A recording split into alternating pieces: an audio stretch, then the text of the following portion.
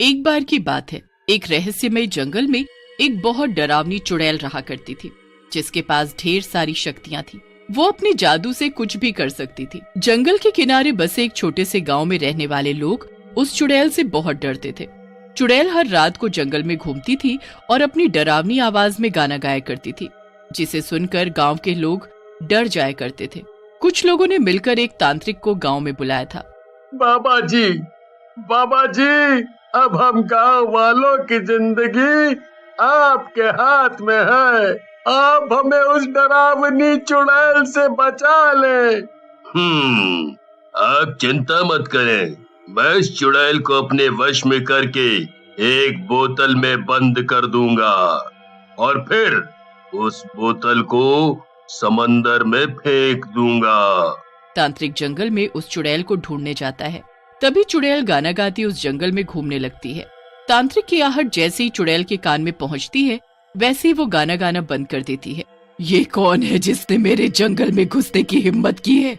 चुड़ैल उस तांत्रिक को मौजूद देख गुस्से में आ जाती है। ए तांत्रिक, तेरी हिम्मत कैसे हुई कि तू मेरे जंगल में घुस आया? ए चुड़ैल, मैं तुझे यहाँ अपने वश में करने आया हूँ। मैं तुझसे बिल्कुल भी नहीं डरता हूँ। लेकिन तू अब डरेगा मेरी शक्तियाँ देखकर। चुड़ैल अपना जादुई मंत्र बोलती है और उस तांत्रिक को एक चींटी बना देती है। मुझसे कोई नहीं जीत सकता, कोई भी नहीं। मेरे जैसा कोई भी नहीं है। मैं ही सबसे ज्यादा शक्तिशाली हूँ। एक दिन गांव के किसी किसान का बकरा घूमते घूमते उस जंगल में चला जाता है। चुड़ैल रोज की तरह अपना गाना गाती हुई जंगल में घूम रही होती है, लेकिन तभी वो उस बकरे को जंगल में घूमते हुए देख लेती है। इस बकरे की इतनी हिम्मत जो ये मेरे जंगल में घुस आया, इसको तो मैं अभी बताती हूँ। जैसे ही चुड़ैल अपनी शक्तियों से उस बकरे के ऊपर वार करने वाली होती है, तभी उसकी नजरें बकरे की मासूम आंखों पर जाती हैं। वो देखती है कि उस बकरे के सफेद फर है, जिससे चुड़ैल उस बकरे के प्रति मोहित हो जाती है। ये बकरा कितना प्यारा है, इसकी आंखें और फर भी कितने प्यारे हैं। यही बकरा मेरे अकेलेपन को दूर करेगा। मैं इसे हमेशा अपने पास रखूंगी। चुड़ैल उस बकरे को अपने साथ अपनी झोपड़ी में ले जाती है और उसका ख्याल रखती है। उस दिन के बाद से चुड़ैल ने जंगल में आना बंद कर दिया। सारे गांव वाले ये सोचकर खुश हो गए कि चुड़ैल ने वो जंगल छोड़ दिया। चुड़ैल और उसका बकरा हमेशा साथ साथ रहा करते थे और उसको अच्छी घास खिलाया करती थी। एक दिन जब चुड़ैल सो रही होती है तो बकरा वहाँ से भागकर जंगल में घूमने लगता है। थोड़ी देर बाद जब चुड़ैल उठती है तो उसे कहीं भी उसका बकरा नजर नहीं आता। मेरा बकरा कहाँ चला गया? मुझे उसे झोपड़ी के बाहर ढूंढना होगा। चुड़ैल उस बकरे को बहुत ढूंढती है, लेकिन उसे बकरा कहीं नहीं मिलता है। आखिर मेरा बकरा कहाँ चला गया? कहीं वो मुझे छोड़कर तो नहीं चला गया? अब मैं अकेली क्या करूंगी? मुझे उसे जंगल में भी ढूंढना होगा। चुड़ैल उस बकरे को जंगल में ढूंढने चली जाती है। थोड़ी देर जंगल में ढूंढने के बाद उसे एक बकरे की आवाज आती है। चुड़ैल जंगल के थोड़ा आगे जाती है तो वो देखती है कि उसका बकरा आराम से जंगल में खेल रहा है। तो ये जाहिल बकरा यहाँ था। मैं इसे न जाने कहाँ कहाँ नहीं ढूंढा, और ये है कि यहाँ आराम से खेल रहा है। मैंने इसकी इतनी देखभाल की और ये मुझे ही छोड़कर चला गया। मैं इसे श्राप देती हूँ। इसके सफेद बाल अंधेरे जितने काले हो जाएंगे और इसकी मासूम आंखें डरावनी आंखों में बदल जाएंगी।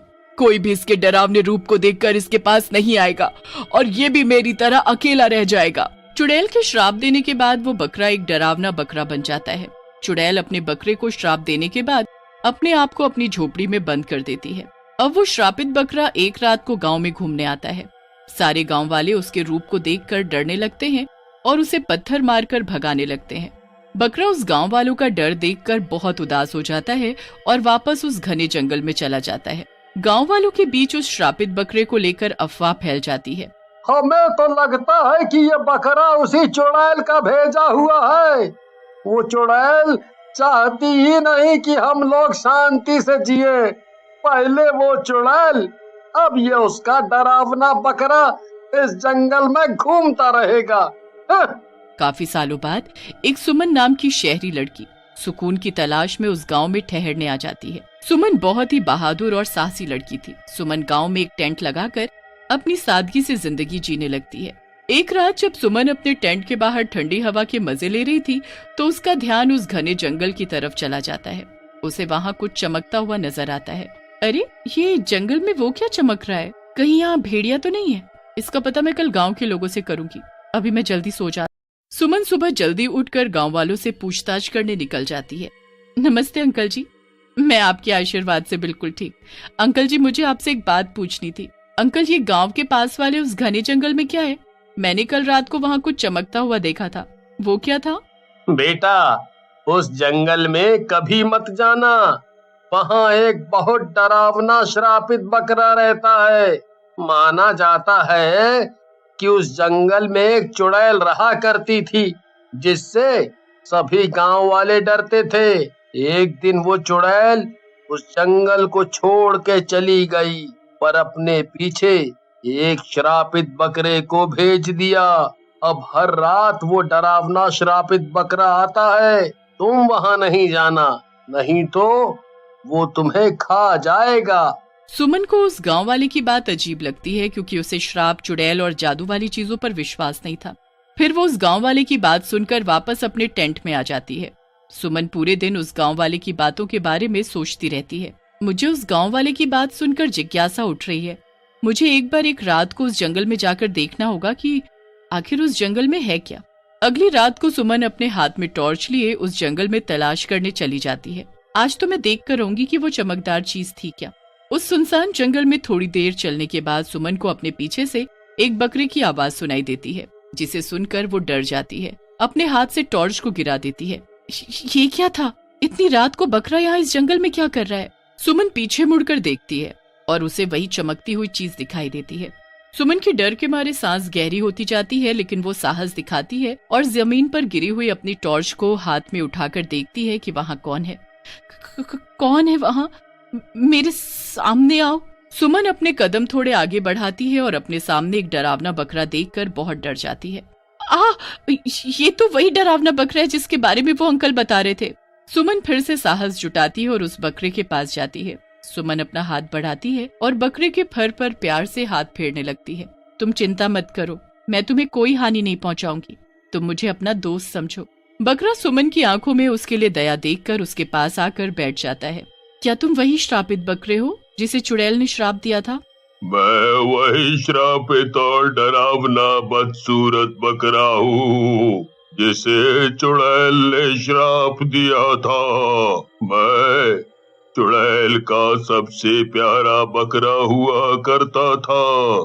चुड़ैल मेरा बहुत ध्यान रखती थी। एक दिन जब चुड़ैल सो रही थी तो मैं यहाँ जंगल में थोड़ी देर घूमने आ गया था। चुड़ैल मुझे ढूंढती ढूंढती इस जंगल में आ गई और मुझे उसे अकेला छोड़ने की वजह से हमेशा के लिए श्राप दिया।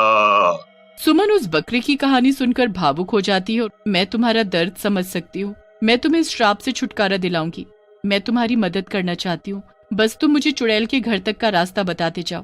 क्या तुम चलोगे मेरे साथ? बकरा सुमन की बात मान लेता है। उसके साथ चुड़ैल को मिलने चला जाता है। भोर की पहली किरण के साथ वो और बकरा जंगल के बीचों बीच बूढ़ी चुड़ैल की झोपड़ी को खोजने के लिए यात्रा पर निकल पड़े। सुमन और बकरे की यात्रा बिल्कुल भी आसान नहीं थी। उन्हें जंगल में बहुत सी कठिनाइयों का सामना करना पड़ा, लेकिन इस पूरी कठिनाई भरी यात्रा में सुमन बकरे के साथ और बकरा सुमन के साथ खड़ा रहा। आखिरकार कई दिनों की खोज के बाद वे चुड़ैल की कुटिया पर पहुंचे। चुड़ैल की कुटिया के आगे वो बकरा जोर जोर से आवाजें लगाने लगा।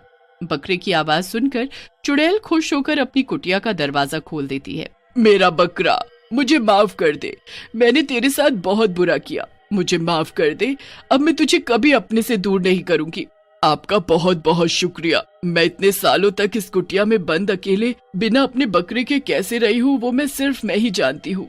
आपका मेरे बकरे को यहाँ लाने के लिए बहुत बहुत शुक्रिया। आपका ये हृदय परिवर्तन देखकर मैं बहुत खुश हूँ। अब मैं चाहती हूँ कि आप इस बकरे को श्राप से मुक्ति दिला दें।